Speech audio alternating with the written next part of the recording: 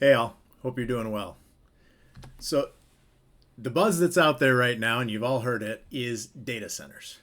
And no matter what your opinion is of data centers, whether they should or shouldn't be built or whatever that looks like, the reality is they are being built.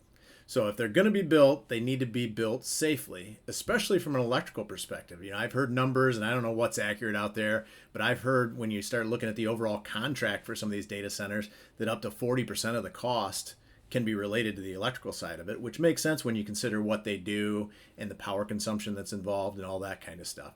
But so I wanted to talk about it today from a perspective looking at the NEC. How does the NEC apply to data centers? So doing that, I'm going to jump over into NFPA link, and I want to utilize, I'm going to go ahead and use our latest NEC, or the most current one that's out there, which is the 2026. Now, I understand people may be working on the 2023, 2020, hopefully not much beyond that, but I know some are still. But the reality is, the newest NEC is going to have the most current information around this. I think when we get through the conversation that I want to have, you'll see more that the addition doesn't matter so much as the application. So let's jump into the 2026 NEC. And I'm just going to go over here to start. And actually, looks like I already have it loaded up from before when I was kind of running through this. And I searched data centers. So you can see the search bar up here already has data centers in it. I searched data centers to see what it was within, and again, it's searching just the 2026 NEC here.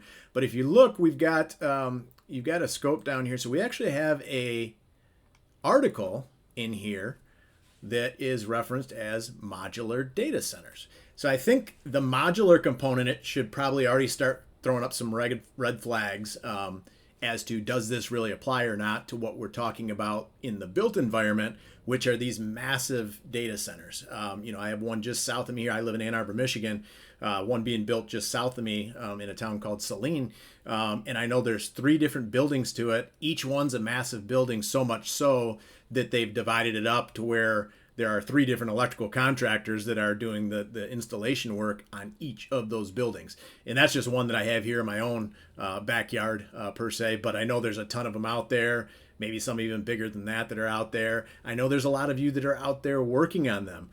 We've heard this stuff from the salaries that are out there, the crazy stuff. I know some of that. We all know that a lot of that relates to how much time you're actually putting in. But the reality, these data centers, everything's just going crazy. The amount of people they're employing to do these, how quickly they want them built, which is another conversation around how the NEC is applied. So that's what I wanted to get into a little bit today. So these modular data centers.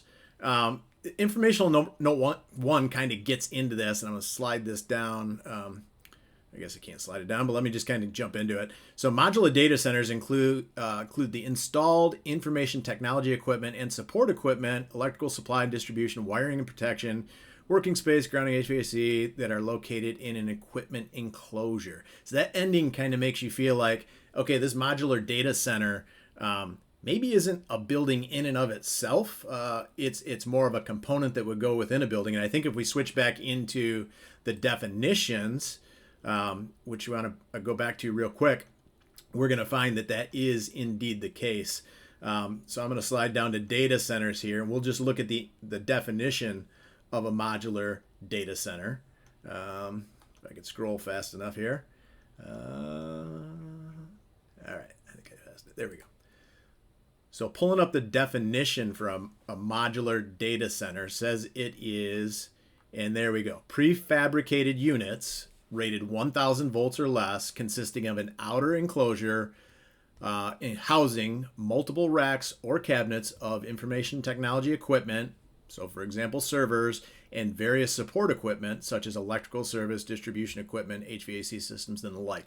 So it really is a prefabricated, a modular unit. I know back in the day, and this was probably back in the 90s when we first started seeing them, when I was working on the job, you would have actual electrical rooms that were built off-site and brought and put in place, and then from there we would connect the feeder conduits, coming in from the utility transformer and the branch circuit conduits and other feeder conduits that were going out to distribute power throughout the building. But those were prepackaged units. So to me, that feel of this modular data center is kind of a similar thing.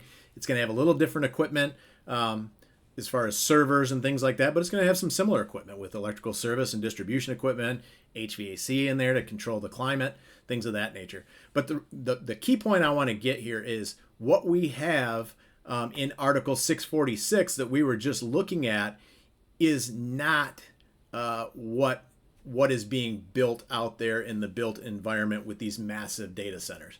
So what we need to look back to is just the general table of contents of the NEC, right? So what's going into these things is, pipe and wire, grounding and bonding systems, electrical equipment, service equipment, all the stuff we do on a regular basis for jobs, just on a grander scale. So when we start looking at the NEC, of course, our Chapter 3 wiring methods and materials are going to come into play. We've got general requirements in Article 300.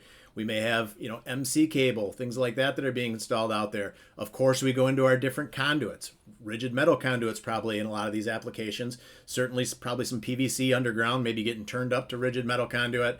EMT is going to be in play. So whatever that looks like, but we're going to have, based on the structure of these and the servers and the racks and stuff that's installed in there, there's a lot of duplication of efforts that's going on. I haven't had the ability to walk a data center yet, but I'm hoping to do that later this summer with this local one here, connect with the contractor and just kind of get inside so I can get my eyes on what's going on. But I've heard the buzz out there. I've heard all the stuff. I just came back from a NEC Emerge conference in Atlanta where I spoke a few weeks back.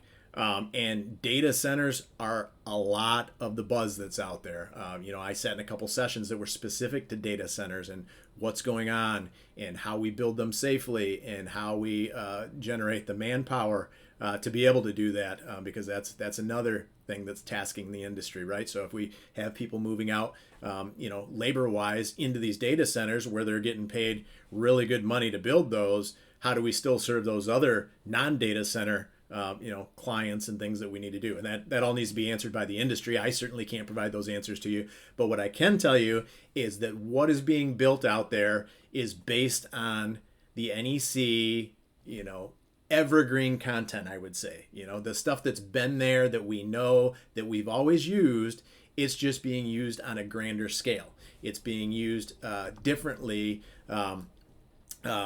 based on the scale.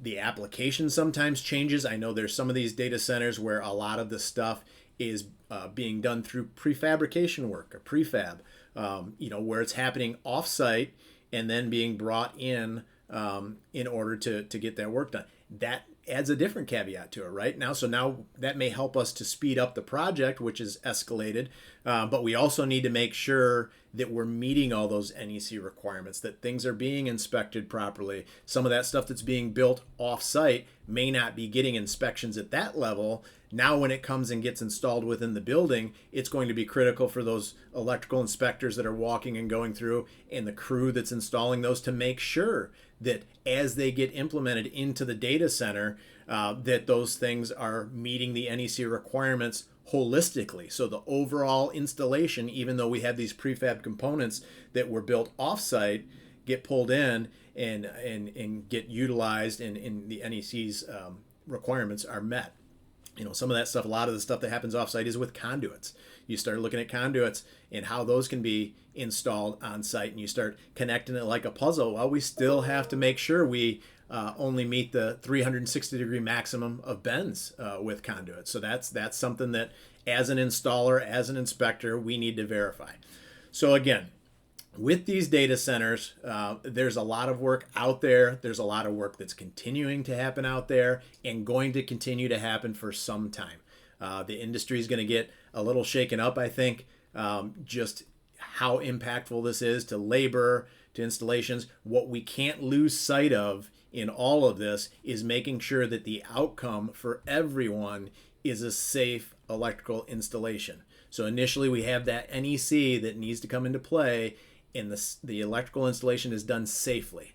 And then we can start talking about the other components to holistic electrical safety, where we have NFPA 70B for maintenance, because now that these are up and running and they're running 24 hours a day, 365 days a year to stay afloat, now how do we start handling that maintenance component? So as this equipment gets wear and tear, what does that look like? And of course, as we do all this work, justified energized work or de-energized work or whatever that looks like, we need to make sure we're using NFPA 70E to keep our people safe while they do it. So we've got to start with this foundation of the NEC in these data centers.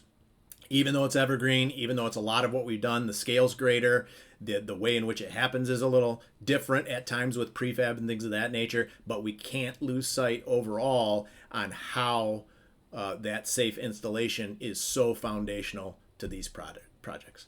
So with that, hope you have a great day. And remember, everybody, stay current and stay safe.